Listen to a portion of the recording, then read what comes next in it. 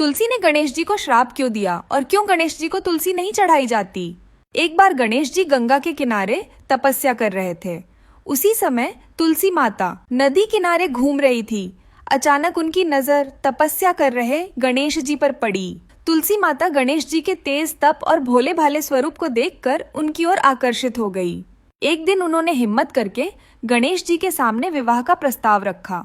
तब गणेश जी ने कहा, हे देवी, मैंने जीवन भर तप और ब्रह्मचर्य का पालन करने का निर्णय लिया है, अतः मैं आपसे विवाह नहीं कर सकता। गणेश जी की बात सुनकर तुलसी क्रोधित हो गई और उन्होंने गणेश जी को कहा, हे गणेश जी, आपने एक नारी की पवित्र भावना को आहत किया है, इसलिए मैं आपको श्राप देती हूँ कि आपका विवाह अवश्य होगा और एक नहीं बल्कि 2 कन्याओं के साथ होगा। इधर तुलसी के श्राप से गणेश जी भी क्रोधित हो गए और उन्होंने भी तुलसी को श्राप देते हुए कहा, हे तुलसी, मैं तुम्हें श्राप देता हूँ कि तुम्हारा विवाह भी किसी देव, गंधर्व या राजा से नहीं होगा, बल्कि कोई असुर ही तुम्हारा वरण करेगा।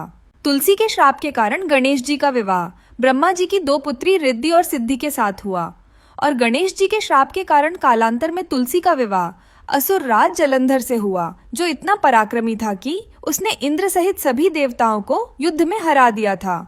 इधर जैसे ही तुलसी ने गणेश जी का श्राप सुना तो उन्हें अपनी भूल पर पश्चाताप हुआ और वे गणेश जी के चरणों में गिरकर बोली, हे गणेश जी, मैंने क्रोधवश आपको श्राप दे दिया, कृपा करके मुझे क्षमा करें।